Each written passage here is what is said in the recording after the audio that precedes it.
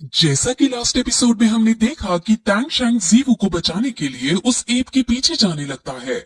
वहां जाते वक्त उसे रास्ते में एक बहुत बड़ी मकड़ी नजर आती है जो उस पर हमला कर देती है। वो मकड़ी बहुत ज्यादा स्ट्रॉन्ग थी और वो कई हजारों साल पुरानी थी।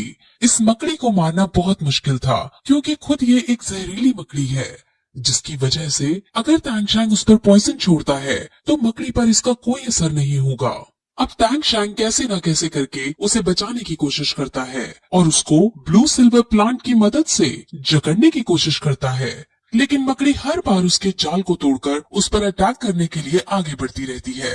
वो मकड़ी अपना स्पाइडर वेब छोड़कर लोगों को फंसाती है और उसके वेब में लगा हुआ पॉइजन धीरे धीरे इंसानों को मार देता है और मकड़ी अब इसी वे में टैंग शैंग के ऊपर अपने जाले छोड़ने लगती है। टैंग शैंग के हिडन वेपन्स का भी उस पर कोई असर नहीं हो रहा था। इस मकड़ी को तभी मारा जा सकता था जब ये मकड़ी घायल हो। अब काफी लड़ाई करने के बाद फाइनली मकड़ी टैंग शैंग को अपना डंक मार देती है और टैंग शैंग बेहोश हो जाता है। अब कुछ देर बाद आंख खुलती है और वो अपने आप को पिछले जन्म में जगा हुआ पाता है। वो अब टैंग सेक में वापस आ चुका था और वहाँ पर पुराने वाले एल्डर्स ही मौजूद थे। वहाँ टैंग शैंग खड़ा होता है और वो अपनी इस लाइफ की मेमोरी बिल्कुल भूल चुका होता है। उसे याद नहीं होता कि जीवू कौन है, श्रेक स्कूल क्या है और वो कहाँ रहता था। वहाँ वो फिर बाकी लोगों से बात करता है और उनके साथ घुल मिल जाता है, लेकिन तभी एक आदमी कुछ शब्द बोलता है जो जीवू बोला करती थी। अब इससे टैंग शैंग को विजन्स आने लगते हैं और उसे धीरे धीरे सब याद आ जाता है कि वो यहाँ का नहीं है। वो तो मर चुका था और उसकी अगली लाइफ में वो दूसरी दुनिया में था। वो समझ जाता है कि वो यहाँ बिलोंग नहीं करता, इसीलिए वो फिर से सुसाइड करने की कोशिश करता है। एल्डर्स उसे ऐसा ना करने को कहते हैं और कहते हैं कि तुम चाहो तो यहाँ रह सकते हो, लेकिन टैंग शैंग को जीवू को बचाने के लिए वापस जाना था, इसीलिए वो सुसाइड कर लेता है और तभी फिर से उसकी आंख उसी जगह पर खुलती है जहाँ वो मकड़ी से लड़ रहा था। असल में मकड़ी के जहर से वो बेहोश हो गया था, जिस वजह से वो ये सपना देख रहा था। वो अब होश में आकर अपने आप को मकड़ी के जाल से छुड़ाता है और जीवू को याद करते हुए उस मकड़ी पर अपने हैमर से उस पर वार करता है और उस हैमर से मकड़ी बहुत कमजोर हो जाती है, जिस वजह से अब टैंग शैंग को हिडन वेपन्स तो यूज करने का मौका मिल ही जाता है और टैंग शैंग हिडन वेपन से सीधे उस पर वार करता है और उसे मार गिराता है। अब ऐसा करने से फिर से वो पावर ड्रेन हो गया था, जिस वजह से वो मेडिटेट करने बैठ जाता है। अब वहाँ तुरंत वो दादी और उसकी पोती आ जाते हैं। इस बार दादी के साथ दादा भी मौजूद है और वो दादा दादी अपनी पोती के लिए इस मकड़ी को ढूंढ रहे थे, लेकिन आज दूसरी बार टैंग शैंग ने पोती का शिकार छीन लिया है, जिस वजह से दादा दादी दोनों को बहुत गुस्सा आता है। हालांकि ये मकड़ी बहुत स्ट्रांग थी और इसको मारने के लिए दादा दादी दोनों को अपनी फुल स्ट्रेंथ का यूज करना पड़ता, जबकि टैंग शैंग ने इसे अकेले ही मार गिराया था। इस बात से दादा बहुत शॉक होते हैं, लेकिन वो अपनी पोती के गुनहगार को इस तरह से जाने नहीं दे सकते थे, इसलिए अब वो अपना दिमाग चलाते हैं। वो उसके सामने दो चॉइस रखते हैं, जिसमें से पहली तो ये कि वो टैंग शैंग को जिंदा छोड़ देंगे, लेकिन टैंग शैंग को उनके परिवार में शामिल होना होगा, और दूसरी चॉइस ये कि अगर टैंग शैंग पहली चॉइस को नहीं मानेगा तो वो पोती के सोल बीस्ट को चुराने के जुर्म में मारा जाएगा। अब टैंग शैंग उनकी पहली चॉइस को मान जाता है, जिसमें वो लेकिन अपनी एक शर्त रखता है। वो कहता है कि मैं आपके परिवार में शामिल होने को तैयार हूँ, लेकिन आपको मेरे साथ चलकर मेरी मदद करनी होगी और जीवू को जॉइंट एप से बचाना होगा। अब जॉइंट एप का नाम सुनकर दादा दादी दोनों उसे मना कर देते हैं, क्योंकि जॉइंट एप बहुत ज्यादा शक्तिशाली था और सोल लैंड का सबसे बड़ा ग्रैंड मास्टर भी उसको नहीं हरा सकता था, इसलिए वो उसकी शर्त को ठुकरा देते हैं। जिसके बाद टैंग शैंग भी उनसे ये कह देता है कि अगर तुम मेरी शर्त नहीं मान रहे हो तो मैं भी तुम्हारे परिवार में शामिल नहीं होऊंगा। अब दादा को गुस्सा आ जाता है और वो उससे लड़ने के लिए आगे बढ़ने लगते हैं, लेकिन तभी वहाँ मिस्टर जाओ के साथ बाकी बच्चे आ जाते हैं और दादा दादी को रोकते हैं। वो उनसे बातें करके उन्हें समझाने की कोशिश करते हैं कि टैंग शैंग ने अपनी जान बचाने के लिए इस मकड़ी को मारा था, लेकिन जब वो नहीं मानता तब मिस्टर जाओ दादा को अकेले में ले जाते हैं और उसे बताते हैं कि टैंग शैंग ग्रैंड मास्टर का डिसाइपल है। अब ग्रैंड मास्टर का नाम सुनकर दादा शांत पड़ जाता है, क्योंकि वो ग्रैंड मास्टर की इज्जत करता है और वो अब टैंग शैंग को बिना कुछ कहे वापस जाने लगता है, लेकिन ये बात पोती को सहन नहीं होती। पोती तैंगशैंग से बदला लेना चाहती थी, इसलिए वो तैंगशैंग को चुनौती देती है और कहती है कि मैं तुम्हें इस बार हराऊंगी और अगर फिर भी तुम जीत गए तो तुम इस सोल बीस्ट की स्पिरिट रिंग को हासिल कर सकते हो। अब तैंगशैंग उसकी चुनौती को मान लेता है, लेकिन तभी ऑस्कर वहाँ आ जाता है और कहता है कि इस शर्त में एक और चीज ऐड करनी होगी। वो इस शर्त में एक चीज और ऐड करता है जिसके अकॉर्डिंग अगर तैंगशैंग जीतेगा तो पोती को तैंगशैंग को किस करना होगा।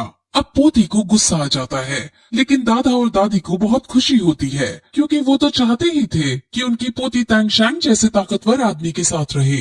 अब उनके बीच एक कंपटीशन रखा जाता है जिसके अंदर उन दोनों को 20 मीटर दूर खड़े पेड़ पर निशाना लगाना था। उनको 16-16 ब्लेड दिए जाएंगे और उनको एक ब्लेड में लीवर्स को फंसाकर इस वे में फेंकना है कि वो हवा में ब्लेड पहले लीव्स को कैच करे और फिर पेड़ पर जाकर लगे। अब फिर कंपटीशन स्टार्ट होता है और पोती अपने ब्लेड्स फेंकती है जिसमें वो हर एक ब्लेड में एक पत्ता फंसा लेती है और उसके सारे ब्लेड्स पेड़ पर जाकर लगते हैं। अब वो बहुत ज्यादा खुश होती है और तैंगशैंग की तरफ देखकर एटीट्यूड में कहती है कि तुम डर गए हो क्या जो अभी तक अपने ब्लेड नहीं फेंके हैं।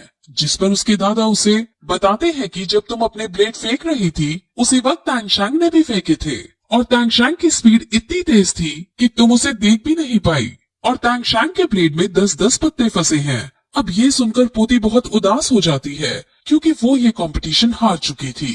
अब तैंगशैंग उसके पास जाता है और उसे संभालता है और कहता है कि तुम्हें निराश नहीं होना चाहिए क्योंकि मैं इस वेपन्स की प्रैक्टिस 9 सालों से कर रहा हूँ और मेरे इस वेपन्स का नाम हिडन सीक्रेट वेपन है। वो इसके बारे में उसे और बताता है और कहता है कि अगर तुम ये सीखना चाहती हो तो मैं तुम्हें सिखा सकता हूँ। अब पोती तैंगशैंग के इतने पोलाइट नेचर को देखकर उससे इम्प्रेस हो जाती है। तैंगशैंग उसे अपने सीक्रेट वेपन्स भी गिफ्ट के रूप में देता है और पोती अब बहुत खुश होती है। वो फिर उसे जल्दी से किस करके शर्माते हुए वहाँ से चली जाती है। अब तैंगशैंग फिर उस मकड़ी की स्पिरिट रिंग हासिल करता है। इस मकड़ी का नाम ह्यूमन फेस डेमन स्पाइडर है। वही शहर के स्कूल में हम ग्रैंड मास्टर को देखते हैं जो तैंगशैंग के बारे में ही सोच रहे थे और उन्हें उसकी याद भी आ रही थी। अब अगले दिन तैंगशैंग के पिता तैंग हाओ उस जगह आते हैं जहाँ तैंगशैंग ने मकड़ी से लड़ाई की थी और वहाँ वो बहुत सारी ब्लू सिल्वर प्लांट को देखते हैं और अपने बेटे की काबिलियत पर बहुत गर्व महसूस करते हैं। वहाँ से वो एक जगह जाता है जहाँ हर तरफ तबाही मची हुई थी। वहाँ कुछ ब्लू सिल्वर प्लांट्स भी मौजूद थे और वहाँ से वो अपने पुराने दिनों को याद करता है और अब हमें तैंग हाओ की ब्लैक स्टोरी पता चलती है। तैंग हाओ अपनी सुंदर सी बीवी और अपने इन्फेंट बेबी के साथ इसी जगह पर खड़े थे और वो किसी से बचकर कहीं भाग रहे थे। तैंग हाओ अपने हैमर का यूज करके अपने बीवी बच्चों को बचाने की कोशिश कर रहे थे। तैंग हाओ बहुत ज्यादा शक्तिशाली थे और वो अपनी बीवी को किसी भी कीमत पर बचाना चाहते थे। उसकी बीवी का नाम येन है और उसके पीछे ग्रेट सोल लैंड मास्टर पड़ा हुआ है। तैंग हाओ अब उस सोल लैंड मास्टर से लड़ता है और तैंग हाओ उस सोल लैंड मास्टर को घायल करके अपनी बीवी को यहाँ से भाग जाने को कहता है, लेकिन सोल लैंड मास्टर फिर से उस पर अटैक कर देता है और वो अपनी फुल स्ट्रेंथ में उस पर वार करता है। लेकिन इस बार भी तैंग हाओ उसके वार से बच जाता है और फिर से भागने लगता है। लेकिन थोड़ी देर चलने पर अब वहाँ और भी सोल लैंड मास्टर आते हैं और वहाँ अब उन सोल लैंड मास्टर को आदेश देने वाला आदमी भी आ जाता है जो पूरे कॉन्टिनेंट में सबसे ज्यादा ताकतवर इंसान है। वो उनसे कहता है कि तुम दोनों ने एक दूसरे से प्यार करके अच्छा नहीं किया क्योंकि ये भगवान के नियम के विरुद्ध है। जिस पर तैंग हाओ ये कहकर उसकी बात को इग्नोर करता है कि तुम कौन होते हो जो हमें भगवान के नियमों के बारे में बताओ। वो आदमी उसको येन से दूर करना चाहता था, लेकिन तैंग हाओ येन से बहुत प्यार करता था, इसलिए वो अब उससे भी फाइट करने जाता है। लेकिन तभी वहाँ येन आ जाती है क्योंकि उसे पता था कि तैंग हाओ अकेले 4 सोल लैंड मास्टर को नहीं हरा पाएगा। वो अपने आप को सैक्रिफाइस करने को तैयार हो जाती है और वो इन्फेंट बेबी को तैंग हाओ को पकड़ाकर मर जाती है। उसके मरने से वहाँ बहुत सारी ब्लू सिल्वर ग्रास पैदा हो जाती है क्योंकि येन की spirit soul blue silver grass थी। अब ये इन्फेंट बेबी ही तैंगशैंग है और येन ने तैंग हाओ से प्रॉमिस लिया था कि वो तैंगशैंग की परवरिश अच्छे से करेगा। इसलिए अब तैंग हाओ अपने बेटे पर नजर रख रहा है। अब तैंग हाओ येन को बहुत याद करता है और इस जगह पर ब्लू सिल्वर ग्रास को येन समझकर उससे बातें करने लगता है। वही तैंगशैंग जो थर्ड स्पिरिट रिंग को एब्सॉर्ब कर रहा था वो जीवू को याद करने लगता है। उसे स्पिरिट रिंग को एब्जॉर्ब करने में बहुत ज्यादा दिक्कत हो रही थी, क्योंकि ये मकड़ी बहुत ज्यादा स्ट्रॉन्ग थी और तांग शैंग इसको सहन नहीं कर पा रहा था। लेकिन अब अगर वो बीच में छोड़कर उठता है तो उसकी जान को खतरा हो सकता है। तभी वहाँ जीवू भागते भागते आ जाती है और उसको जिंदा देख सब बहुत ज्यादा खुश होते हैं। वो उनको बताती है कि एक काऊ रोर के सुनने से वो जायंट एप नर्वस हो गया और उसने अपने आप मुझे छोड़ दिया। वो उन्हें फिर ये भी बताती है कि उसकी भी लेवल 30 हो गई है और उसको रात में एक बीस्ट दिखा था। उसने उस बीस्ट को मारकर स्पिरिट रिंग भी हासिल कर ली है और सब ये सुनकर बहुत खुश होते हैं। लेकिन अभी उनकी टेंशन घटी नहीं थी, क्योंकि तांग शैंग बहुत शक्तिशाली स्पिरिट रिंग को एब्सॉर्ब कर रहा था और अब वो तांग शैंग के होश में आने का ही वेट करने लगते हैं। वहीं दूसरी तरफ ग्रैंड मास्टर अब श्रेक स्कूल के डीन से मिलने आते हैं और वो दोनों तांग शैंग के बारे में ही बात करते हैं और ग्रैंड मास्टर अब तक जो भी कुछ हुआ उस बारे में सुनता है। तो वो समझ जाता है कि मिस्टर जाओ को तांग शैंग के पिता तांग हाओ ने ही पीटा था और फिर वो तांग हाओ का बैज उन्हें दिखाता है। अब फिर हमें तांग शैंग को दिखाते हैं जो स्पिरिट रिंग को एब्सॉर्ब कर रहा था और फाइनली वो इसको एब्सॉर्ब कर लेता है, जिसे देखकर सब बहुत ज्यादा खुश होते हैं। लेकिन तभी तांग शैंग म्यूटेट होने लगता है और उसकी कमर में से मकड़ी जैसा पैर निकलने लगता है। मिस्टर जाओ समझ जाते हैं कि एब्सॉर्ब करते वक्त मकड़ी और ये म्यूटेट हो गए हैं और अब सिचुएशन वर्स्ट होने वाली है। अब ये सुनकर सारे बच्चे डर जाते हैं और इसका सोल्यूशन पूछते हैं, जिस पर मिस्टर जाओ सिर्फ एक ही सोल्यूशन बताते हैं कि उन्हें सिर्फ वेट करना होगा। अब तांग शैंग फिर से बेहोश हो जाता है और पहले तो उसे जीवू की ही याद आती है जो उससे दूर जा रही थी और फिर वो फिर से अपने पिछले जन्म में पहुंच जाता है, जहां हमें अब ये पता चलता है कि उसने आखिर पिछले जन्म से सीक्रेट लाइब्रेरी में जाकर सीक्रेट नॉलेज क्यों चुराई थी। असल में तांग शैंग को पढ़ने और अलग अलग नॉलेज प्राप्त करने का बहुत शौक था। वो अलग अलग टेक्निक्स और वेपन्स के बारे में पढ़ना और रिसर्च करना चाहता था। वो अपने भी कई सारे वेपन्स बनाया करता था, लेकिन उसके इस टैलेंट की वहाँ कोई कदर नहीं करता था। उसके साथ रहने वाले बच्चे उसके वेपन्स को देखते तक नहीं थे और उसके सामने ही उसकी बुराई करके उसके वेपन्स को तोड़ दिया करते थे, जिस वजह से तांग शैंग बहुत फ्रस्ट्रेट रहा करता था।